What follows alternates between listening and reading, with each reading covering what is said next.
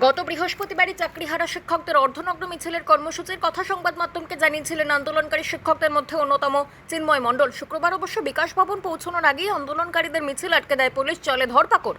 আন্দোলনকারী শিক্ষক চিন্ময় মণ্ডলকেও আটক করে প্রিজন ভ্যানে তোলে পুলিশ। সেই সময় চিন্ময়কে চিৎকার করে বলতে শোনা যায়, চোরেদের পুষে রাখুন আর যোগ্যদের ধরুন। বৃহস্পতিবার চিন্ময় সংবাদ মাধ্যমকে জানিয়েছিলেন এই মহামিছিলের কথা। বলেছিলেন শুক্রবার শিয়ালদহ থেকে মহামিছিল হবে, অর্ধনগ্ন মিছিল হবে, এটি কারণ রাজ্য শিক্ষা ব্যবস্থা নগ্ন। তাদের নবান্ন যাবার কথা ছিল। এরপর ধর্মতলা থেকে মিছিল বের করার চেষ্টা হলে সেখানেও পুলিশ আটক করে।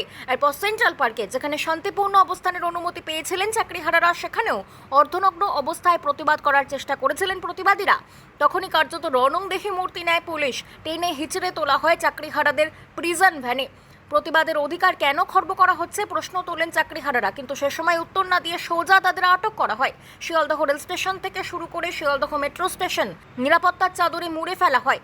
পুলিশ চাকরিহারাদের বাধা দিতে উত্তপ্ত হয়ে ওঠে পরিস্থিতি। পুলিশের সঙ্গে চাকরিহারাদের বাদানুবাদ শুরু হয়। মেট্রো স্টেশন থেকে বাস স্টপ খুঁজে খুঁজে একের পর এক চাকরিহারা শিক্ষক শিক্ষিকাদের টেনে হিচড়ে আটক করে প্রিজন ভ্যানে তুলতে বাধ্য হয় পুলিশ। ধর্মতলাতেও ছবিটা ছিল একই রকম। পুলিশের ধাক্কায় কার্যত মাটিতে পড়ে যান শিক্ষক শিক্ষিকারা, ঝরে রক্ত।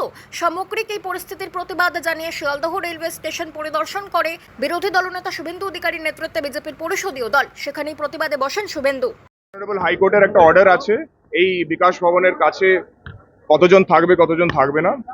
আমরা তবু কারুকে শান্তিপূর্ণ অবস্থানে বারণ করিনি, কিন্তু কোনো রকম ভাবে অর্ধনগ্ন হয়ে কোনো একটা পাবলিক নিউসেন্স করা হবে সেটা আমরা ওনাদেরকে বলেছিলাম, সেটা আমরা অ্যালাউ করবো না, সেটা অ্যালাউ করতে দেওয়া হবে না। শান্তিপূর্ণ অবস্থান যেরকম হাইকোর্ট বলেছে সেই রকম ভাবে করলে আমাদের কোনো অসুবিধা ছিল না, এখনো নেই। কিন্তু যদি কোনো রকম পাবলিক নিউসেন্সের প্রচেষ্টা করা হয় আমরা সেটাকে বিরোধিতা করব, আমরা সেটাতে লফুল অ্যাকশন নেব। Thank you. আমাদের দুজনকে একই হয় আমাদের জোর করে তোলা হয়েছে, আমাদের জোর করে বিরুদ্ধে আমাদেরকে তোলা হয়েছে এবং এটা কিচ্ছু ম্যাডাম আন্দোলনকে প্রতিহত করার চেষ্টা। আন্দোলন প্রতিহত হবে না, কোনো করতে হবে না। আপনাদের আজকে কি দাবি নিয়ে এসেছিলেন? আন্দোলন চলবে ম্যাডাম, কি দাবি নিয়ে এসেছিলেন? আমরা কিচ্ছু দাবি নিয়ে, আমরা শুধুমাত্র আমাদের প্রতিবাদে জানাতে এসেছিলাম। সেখানে দুটো মেয়েকে দেখে এত ভয় লাগছে। আজকে কি মুখ্যমন্ত্রীর সঙ্গে দেখা করার পরিকল্পনা ছিল? হ্যাঁ, মধ্য থেকে কলকাতা পুলিশ, যার নাম মমতা পুলিশ, যেটা করছে শিক্ষকদের সঙ্গে, আমরা সেটা দেখে নিজেদের ঠিক রাখতে পারি। আমরা ডিআরএম এর কাছ থেকে জানিয়ে 1 ঘন্টা আগে জানিয়ে এখানে এসেছি। তাতে আমরা এখানে পরিষ্কার জানতে চেয়েছি 1 নম্বর, যে কলকাতা পুলিশ থেকে রেলকে কমিউনিকেট করা হয়েছিল কিনা। উনি এখানকার যিনি দায়িত্বে আছেন আরপিএফ মিস্টার রেনকে সিংকে ডেকেছিলেন, তিনি বলেছেন নো কমিউনিকেশন। তারপরে উনি জানতে চাইলেন জিআরপি লোকেরা অ্যাকশনে ছিল না কলকাতা পুলিশ ছিল।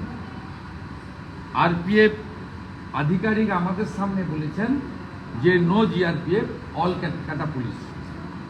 এবং সেন্ট্রাল যিনি এখানকার ডিসি আছেন ইন্দিরা মুখার্জির নেতৃত্বে এটা হয়েছে।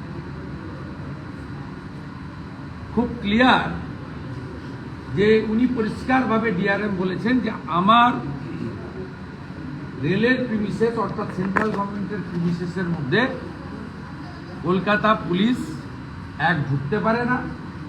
দ্বিতীয় হচ্ছে জিআরপিকে যদি কোনো অ্যাকশান নিতে হয় আরপিএফকে কমিউনিকেশন করে নিতে হবে। তিনি কাগজপত্র সার্চিং করে দেখে নিয়েছেন, নো কমিউনিকেশন। আমরা বলেছি যে কেন্দ্রীয় সরকারের কোনো প্রপার্টি সেখানে দাঁড়িয়ে শিক্ষকদের উপরে, তাদের যৌক্তিক আন্দোলনের উপরে অত্যাচার করা যাবে না। বাংলা খবর, আপনার রাজনীতি, আপনার আওয়াজ।